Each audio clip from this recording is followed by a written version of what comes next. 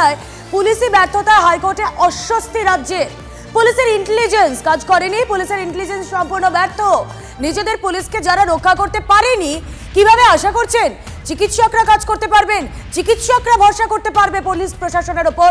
এমনটি পর্যবেক্ষণ প্রধান বিচারপতির। আরজি করে হামলা হলেও অক্ষত সেমিনার রুম। হাইকোর্টে জানিয়েছে রাজ্য সরকার। ৭,০০০ উন্মত্ত জনতা হঠাৎ চলে আসে, পুলিশ যথেষ্ট চেষ্টা করেছে, একাধিক পুলিশ কর্মী আহত হয়েছেন। আদালতে জানিয়েছেন সরকারি আইনজীবী। কথা বলবো, আমাদের প্রতিনিধি সিজার মন্ডল রয়েছেন সঙ্গে। সিজার, পুলিশের ব্যর্থতা কোথাও গিয়ে যেন আদালতে এস্টাবলিশড হচ্ছে। যদি পুলিশ কর্মীদের সেফ গার্ড না করতে পারে, তাহলে সত্যিই তো চিকিৎসকরা তাদের উপর ভরসা কি করে করবেন? আদালতের যে পর্যবেক্ষণ এখনো জানতে পারছি। একদমই, কারণ আরজি করের এই হামলার ঘটনা নিয়ে যে কটি মামলা আজকে মেনশন করা হয়েছিল, সেই মামলার শুনানির সময় কিন্তু প্রধান বিচারপতির যে পর্যবেক্ষণ, সেখান থেকে স্পষ্ট যে রাজ্যের ভূমিকা নিয়ে তিনি সন্তুষ্ট নন। এবং আরজি কর কাণ্ডে রাজ্যের ভূমিকা থেকে একটা বিষয় স্পষ্ট প্রধান বিচারপতির পর্যবেক্ষণে, যে রাজ্য নিয়ন্ত্রণ হারিয়েছে। কারণ যেখানে প্রধান বিচারপতি মন্তব্য করছেন যে রাজ্য বা যে প্রশাসন নিজের পুলিশ কর্মীদের রক্ষা করতে পারে না, তারা চিকিৎসকদের কিভাবে রক্ষা করবে, এই প্রশ্নটাই কিন্তু বারবার উঠে এসছে। এবং যখন রাজ্য বোঝানোর চেষ্টা করেছে রাজ্যের পক্ষ থেকে যে একটা ৭,০০০ জনের মব, সেখানে কিন্তু সেই পাল্টা প্রশ্ন উঠেছে যে ৭,০০০ নয় ৭০-৮০ জনের মব, এবং সেটা পুলিশ কিন্তু সামলাতে ব্যর্থ হয়েছে। ওই পরিস্থিতি, ওই যে ক্রাইসিস মোমেন্ট, একেবারে আমরা তো সেই ছবি দেখেছি সিজার, যে পুলিশ কিভাবে পরিস্থিতি সামলাতে ব্যর্থ হয়েছে। তুমি আমাদের সঙ্গে থাকো এই মুহূর্তে। বিশিষ্ট আইনজীবী বিকাশ রঞ্জন ভট্টাচার্য রয়েছেন আমাদের সঙ্গে। বিকাশ রঞ্জন বাবু, স্বাগত জানাবো TV9 বাংলা স্টুডিও থেকে। আমি রুমেলা কথা বলছি আপনার সঙ্গে।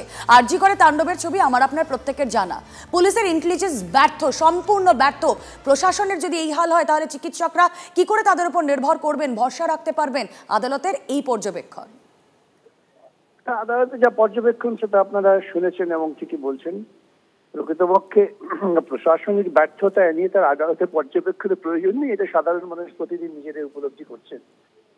যেভাবে আরজি করে হাঙ্গামাটা ঘটানো হয়েছে, এটাও তো শাসক দলেরই একটা পরিকল্পনা, এবং সেই জন্যই শাসক দলের পরিকল্পনা হওয়াতে প্রশাসনও প্রাথমিক অবস্থায় যা প্রস্তুতি নেওয়া দরকার সেটা নেয়নি। তাহলে ভাবা যায় সরকারি হাসপাতাল কলকাতা শহরের বুকে তার ইমার্জেন্সি ইএটি ভেঙে ধ্বংস করে দিল, পুলিশ আউটপোস্ট ভেঙে ধ্বংস করে দিল, পুলিশ আক্রান্ত হলো, তারপরে কমিশনার পুলিশ বলছেন যে আমি কি করবো, আমার লোকজন নেই। এই যদি কমিশনার পুলিশের স্ট্যান্ড হয়ে থাকে, তাহলে তো বুঝতে হবে রাজ্য প্রশাসন নেই। আদালত সে কথাই বলেছেন। অনেক ধন্যবাদ আপনাকে। আমরা কথা বলছিলাম, বিশিষ্ট আইনজীবী বিকাশ রঞ্জন ভট্টাচার্য ছিলেন আমাদের সঙ্গে। আরও একবার চলে যাব, সিজার মন্ডল প্রতিনিধি রয়েছেন সঙ্গে। সিজার, সেদিনের ছবি আমরা সকলেই জানি, এবং আমরা দেখলাম ডিসি নর্থ অভিষেক গুপ্তা, তিনি আক্রান্ত হয়েছেন। অর্থাৎ পুলিশ প্রশাসনকে নিজেদেরই কেমন একটা অসহায় লেগেছে। পুলিশ কমিশনার যে বক্তব্য রেখেছিলেন, তার গলায় ক্ষোভ ছিল, ডিপ ডাউন বোধহয় একটা দুঃখও ছিল।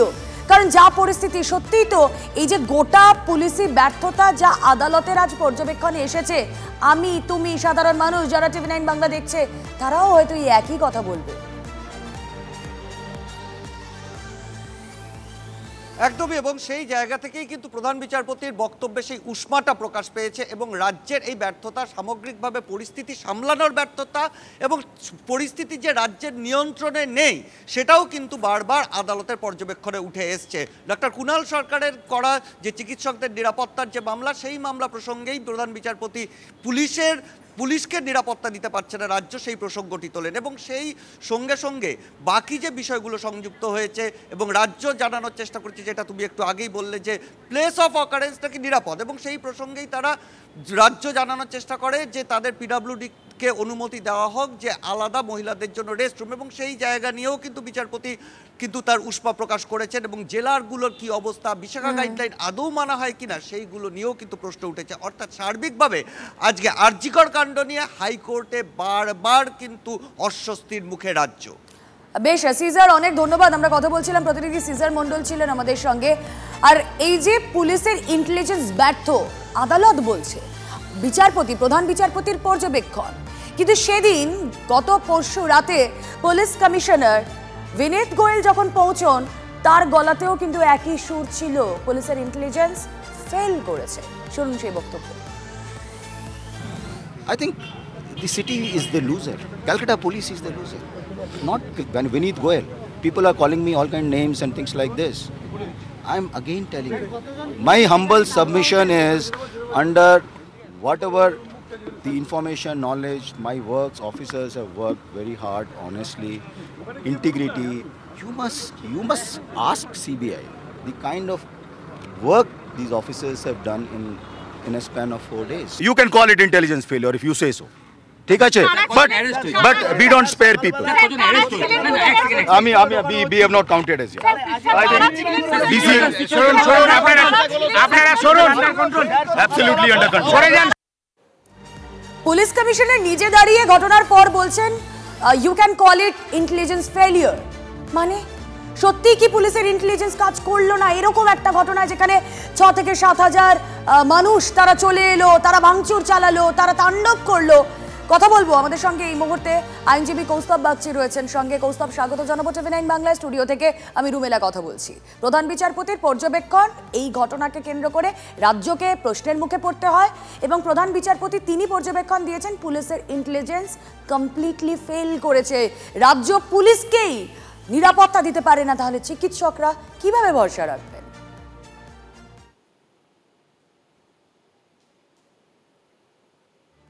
কৌস্তব, শোনা যাচ্ছে?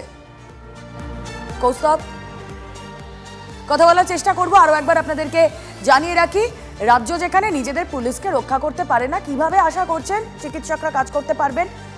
প্রধান বিচারপতি শিবজ্ঞানম তিনি এই মন্তব্য করেছেন। সম্পূর্ণ ব্যর্থ রাজ্য প্রশাসন। আরজিকর কাণ্ডে পুলিশি ব্যর্থতায় হাইকোর্টে অস্বস্তি রাজ্যের। আদালতের পর্যবেক্ষণে অস্বস্তি এই মুহূর্তে রাজ্যের। পুলিশের ইন্টেলিজেন্স কমপ্লিটলি ফেল করেছে। হাইকোর্টের তোপের মুখে পুলিশ। নিজেদের পুলিশকে যারা রক্ষা করতে পারে না, কিভাবে তারা আশা করছেন চিকিৎসকরা কাজ করতে পারবেন? যেই পরিস্থিতি তৈরি হয়েছে আরজি করে, যে তাণ্ডবের ঘটনা ঘটেছে মধ্যরাতের স্বাধীনতা প্রত্যক্ষ করতে করতে, সেখানে প্রধান বিচারপতির এই পর্যবেক্ষণ।